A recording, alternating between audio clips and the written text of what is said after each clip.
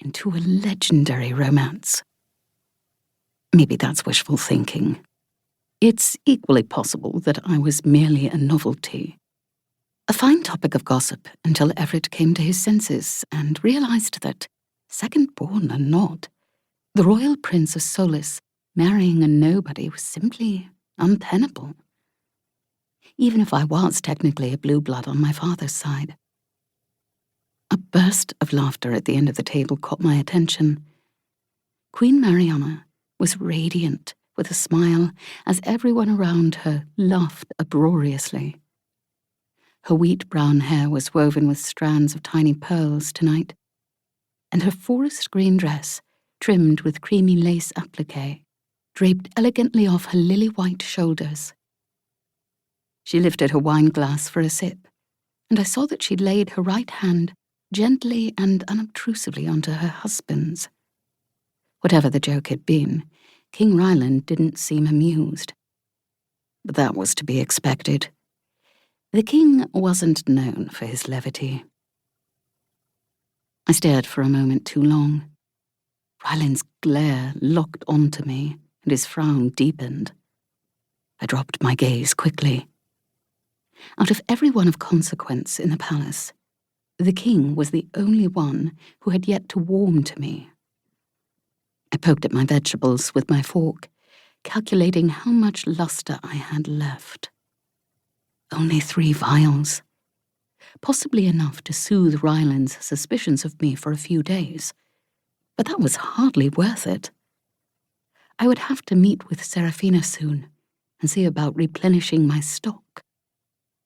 My stepmother wouldn't be happy about it. But at this point, losing control of the delicate balance I'd created would prove fatal. "Lady Ashlyn, what do you think?" asked Lord Hollish. I set down my fork and looked up. Everyone at our end of the table was watching me expectantly. Damn it. I needed to get better at scheming and conversing at the same time. "I beg your pardon?" I dabbed my napkin at the corner of my mouth. "I'm afraid I wasn't paying attention." "That's all right," said Lady Tar something. What was her name? "It wasn't terribly interesting." A good-natured laugh rippled through the guests, but I just took a sip of wine. Hollish owned one of the largest luster factories in the city, and it was safer not to risk antagonizing him if I could help it. Wealth and power were 2 things I always tried to keep on my side.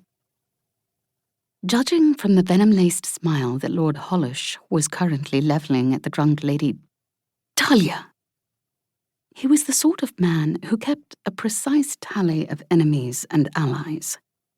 Not that she noticed. She had already launched into some rambling anecdote about her own experience at the ball. Seeing as it didn't involve any magic pumpkins or royal proposals, no one else was terribly interested. "I must say, Ashlyn," Lord Hollish turned to me with a tone that was much too familiar. "It's refreshing to have new blood around here, and you're such a lovely girl. I'm sure you'll do quite well in the palace." A tad condescending, especially considering who I was about to marry. Hollish reached over and patted my thigh in an intimate gesture he could claim was fatherly if I were to raise a fuss. I'm sure it was only coincidence that he'd timed it while Everett was distracted by conversation with someone else. I didn't raise a fuss. Lady Ashlyn never did. "That's so kind of you, my lord," I said, clasping his hand between both of mine in gratitude, and so that I could move it discreetly but firmly away from my lap. Before I released him, I flicked open his diamond cufflink and palmed it. "I'm lucky to have made so many wonderful friends here." Lord Hollish beamed at me. I smiled prettily back and thought about how satisfying it would be to plunge my fork into his beady eye. And even more effective.